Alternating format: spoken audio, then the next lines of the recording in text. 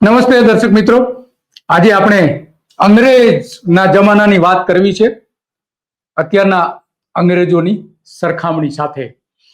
તો ભાવનગરમાં અમિત શાહ આવ્યા હતા, આપણા ગૃહપ્રધાન, દેશના ગૃહપ્રધાન, અને મોટો કાર્યક્રમ ભારતીય જનતા પાર્ટીનો હતો, પ્રદેશ કાર્યાલય માટેનો. એમાં માંડવિયા, જે આપણે જાણીએ છીએ કે પોરબંદરના સંસદ સભ્ય છે, આયાતી છે, પરંતુ એમણે જે વાત કરી હતી, પ્રધાન પણ છે, એમણે વાત કરી હતી કે 1100 કાયદાઓ અમે નરેન્દ્ર મોદીએ રદ કરી દીધા છે. ભારતના 1100 કાયદાઓ, અંગ્રેજોના સમયથી ચાલ્યા આવતા કાયદાઓ રદ કરી દીધા છે, એ વાત કરી હતી. અને આ જ વાત નરેન્દ્ર મોદીએ કરી હતી કે અમે પણ આ કાયદાઓ રદ કરી દીધા છે. જ્યારે સરદાર પટેલ સ્ટેચ્યુ જે આવેલું છે, ત્યાં આપણે એકતા સ્ટેચ્યુ, જે આપણે આને કહીએ છીએ, કેવડિયા કોલોની, નર્મદા, તો ત્યાં નરેન્દ્ર મોદીએ આ વાત કરી હતી 15મી ઓગસ્ટ 2022ના રોજ, કે અમે 1500 થી વધારે કાયદાઓ રદ કરી દીધા છે, એવી વાત કરી હતી. આ એ સમયની PIB, પ્રેસ ઇન્ફોર્મેશન બ્યુરોએ જે પ્રેસ નોટ રિલીઝ કરી હતી, એ આપણે જોઈ શકીએ છીએ.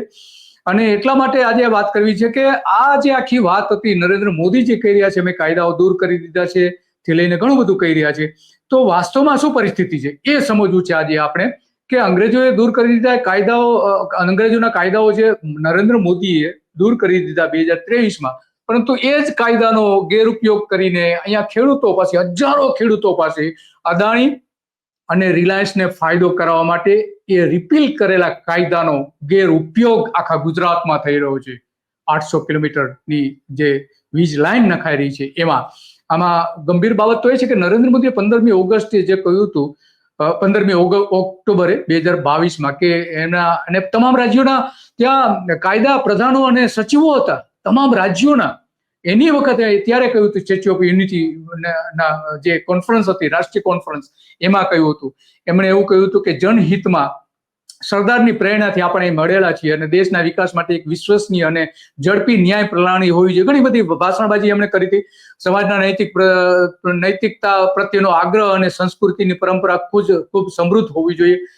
તો આ જે કુરિવાજો, કાયદાઓ છે, એ દૂર કરવા જોઈએ, નહીં તો રૂઢિચુસ્ત બની જતા હોય છે સમાજ. એવી પણ બન્યું હતું, પ્રજા માટે બોજારૂપ બની જતા હોય છે આ કાયદાઓ, એ પણ વાત કરી હતી.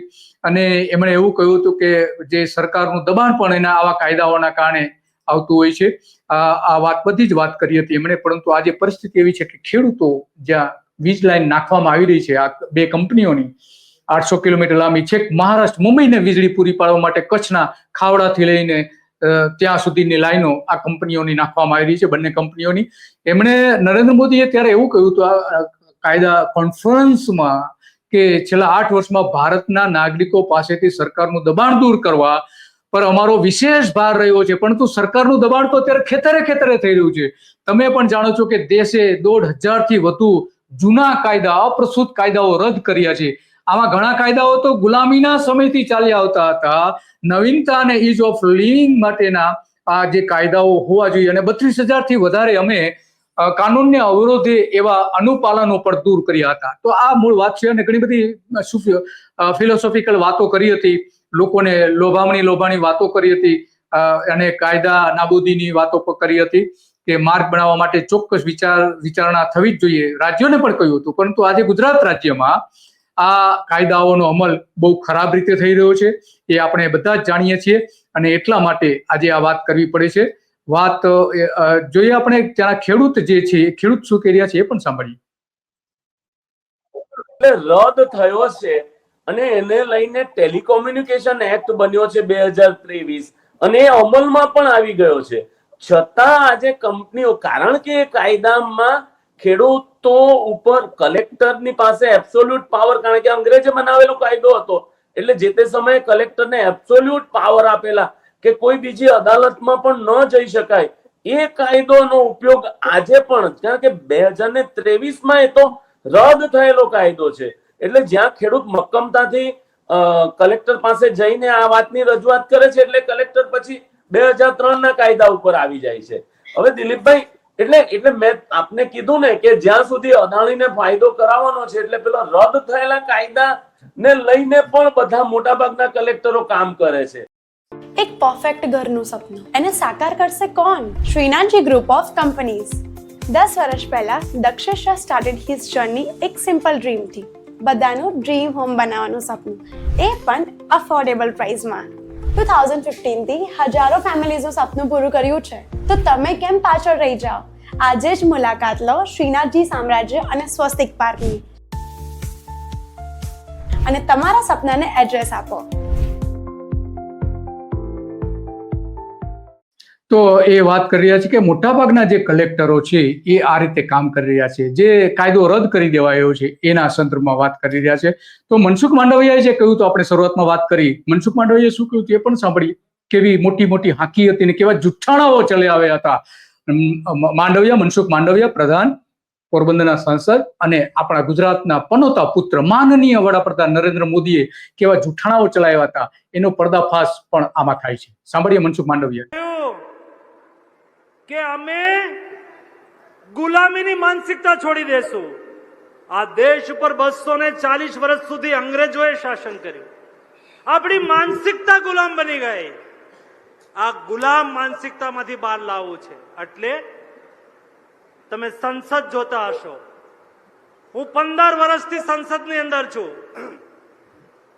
2 વર્ષ પહેલા અમે અંગ્રેજોએ બનાવેલી સંસદની અંદર ધારા બનાવતા હતા. આજે ભારતના આર્કિટેક્ચરે ડિઝાઇન કરેલી સંસદની અંદર અમે બેસી રહ્યા છીએ. ગુલામીની માનસિકતાને છોડી દેશું.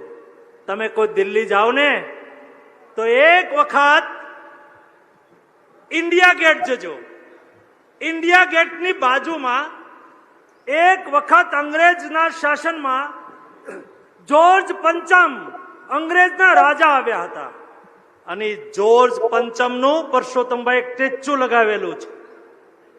અત્યારે તમે જાજો, આઝાદ ભારતના ઘડવૈયા, આઝાદ ભારતની લડતના પ્રેરક સુભાષચંદ્ર બોઝનું સ્ટેચ્યુ લાગેલું છે. દોસ્તો, દેશ બદલી રહ્યો છે. દેશ બદલી રહ્યો છે, સ્ટેચ્યુ બદલવાથી દેશ બદલી રહ્યો છે એવી એક હાંકી રહ્યા છે. હવે સાંભળીએ એમને કાયદા વિશે શું કહ્યું હતું. મોદીજીએ કહ્યું આ દેશની સંસદ, આ દેશના આઝાદીના 75 વર્ષ પછી 1200 કાનૂન, એક નહીં 1200 કાનૂન અંગ્રેજોએ બનાવેલા હતા. એનાથી દેશ 1200 કાનૂન અંગ્રેજોએ બનાવ્યા હતા એ રદ કર્યા છે. નરેન્દ્ર મોદી 1500 કાનૂનની વાત કરી રહ્યા છે. એમાં એવું કહે છે કે કેટલાક અંગ્રેજોએ બનાવેલા કાયદાઓ. તો આ જે પ્રધાનો કેવું જુઠ્ઠું બોલે છે એ આપણે જોઈ શકીએ. અત્યારે બધા જ કાનૂન રિપીલ કરી દીધા અને ભારતના સાંસદોએ, ભારતના ચૂંટાયેલા સાંસદોએ બનાવેલા કાનૂનથી આ દેશ ચાલી રહ્યો છે. દોસ્તો, ભારતીય સંસદે બનાવેલા કાયદાથી આ દેશ ચાલી રહ્યો, પણ ગુજરાત નથી ચાલી રહ્યો. ગુજરાતમાં અદાણીના કાયદા અને આપણા મુકેશભાઈ જે રિલાયન્સના છે એ કાયદાઓનો અમલ અત્યારે થઈ રહ્યો છે ખેડૂતોનો. કારણ કે ખેડૂતોના ખેતરોમાં ઘૂસી જઈને આ વીજ લાઈનો નાખવામાં આવી રહી છે, તમામ કાયદાઓનો ભંગ કરવામાં આવે છે, પોલીસનો ગેરઉપયોગ કરવામાં આવે છે અને ખેડૂતોના ખેતરમાં ઘૂસીને એ બધા થાંભલાઓ નાખવામાં આવી રહ્યા છે. આ જ કાયદા હેઠળ જે માંડવિયા વાત કરી રહ્યા છે કે અમે કાયદાઓ રદ કરી દીધા છે, 2023માં કાયદાઓ રદ કરી દીધા, એ જ કાયદાનો અમલ કરીને અહીંયા આપણા કલેક્ટર, અંગ્રેજ જેવા કલેક્ટરો કામ કરી રહ્યા છે અને આ ઈસ્ટ ઇન્ડિયા કંપનીના નેતાઓ પણ એ જ કરી રહ્યા છે. દેશ બદલી રહ્યો છે. દેશ બદલી રહ્યો છે. વધી રહ્યો છે. દેશ આગળ વધી રહ્યો છે. આગળ વધી નથી રહ્યો, પાછળ વધી રહ્યો છે. આ નવું ભારત બની રહ્યું છે. દોસ્તો, નવું ભારત નહીં, આ તો ગુલામ ભારત બનાવવામાં આવી રહ્યું છે ફરી. અને મોદીજીએ રેડ ફોર્ટ ઉપરથી કહ્યું, ત્રીજું પ્રણ લીલવાતી વખતે કહ્યું હતું. તો આ જે વાત કોમ્યુનિકેશનને ફાસ્ટ કરવા માટે કાયદો બનાવેલો. અને આપ જો જોતા હોય તો નાનપણમાં તમે કદાચ જોયા હશે કે ગામના કે શહેરી વિસ્તારમાં એક નાના 6 ઇંચના કે 8 ઇંચ ડાયામીટરના કે 1 ફૂટ ડાયામીટરના પોલ ઉભા કરવામાં આવતા અને એની પર ટેલિફોનના વાયરો જતા. હવે એ કાયદાનો ઉપયોગ કરીને મેં આપને કીધું ને કે મેક્સિમમ 35 મીટર ડાયામાં થાંભલો ઉભો કરે અને ટેલિગ્રાફિક એક્ટનો ઉપયોગ કરે. એટલે અમે આ મુદ્દાને ઉપસ્થિત ભૂતકાળમાં કર્યો હતો. એટલે સરકાર દ્વારા એક કાયદો રિપીલ કરીને 2023માં ટેલિકોમ્યુનિકેશન એક્ટ બનાવેલો છે. હવે કાયદો રદ થઈ ગયો છે છતાં પણ કલેક્ટરો એ જ કાયદા હેઠળ નોટિસ આપે, અને જ્યાં એનો વિરોધ કરીએ છે ત્યાં 2003 ના કાયદા હેઠળ નોટિસ આપે. એટલે દિલીપભાઈ, આ વહીવટી તંત્ર કઈ રીતે, અમે કચ્છના કલેક્ટરને આ પ્રશ્ન કર્યો ત્યારે એમ કે હા અમે વાકેફ છીએ, પણ વાકેફ છો તો તમે શા માટે એવી નોટિસ આપો છો? એટલે કચ્છનો કલેક્ટર 1885 ના કાયદા હેઠળ કામ કરે અને સુરતનો કલેક્ટર 2003 ના કાયદા હેઠળ કામ કરે. એટલે દિલીપભાઈ, કોઈ રેશનાલિટી નથી. રેશનાલિટી ક્રોપ કમ્પેન્સેશન માટે પણ તો આ રેશનાલિટી હોવી જોઈએ, પણ તો રેશનાલિટી દેખાતી નથી, જે ખેડૂત પણ વાત કરી રહ્યા છે. તો આ આપણા નેતાઓ છે, કેવા જુઠ્ઠાણાઓ ચલાવે છે, એનો જીવતો જાગતું ઉદાહરણ છે અદાણી અને રિલાયન્સને ફાયદો કરાવવા આપવા માટેનું. અને કાલચક્રમાં આજે આપણે એટલા માટે જ વાત કરી રહ્યા છીએ કે નેતાઓના વચનો કેવા જુઠ્ઠા હોય છે, કેવા ફરી જતા હોય છે, અને એ જ પ્રજાને પીડિત કરવામાં આવતી હોય છે. કેવડિયામાં જે મોદીએ કહ્યું તો એનાથી ઉલટું થઈ રહ્યું છે. એ કહે છે કે પ્રજા માટે કાયદાઓ હોવા જોઈએ, પ્રજા ઉપર દબાણ ન હોવું જોઈએ, સરકાર ઉપર દબાણ ન હોવું જોઈએ, પણ સરકાર પોતે કાયદાનો ગેરઉપયોગ કરી છે. બસ આજે આટલું જ કાલચક્રમાં, અને આવા જ મુદ્દાઓ પર આપણે વારંવાર વાત કરતા રહીશું. નમસ્તે.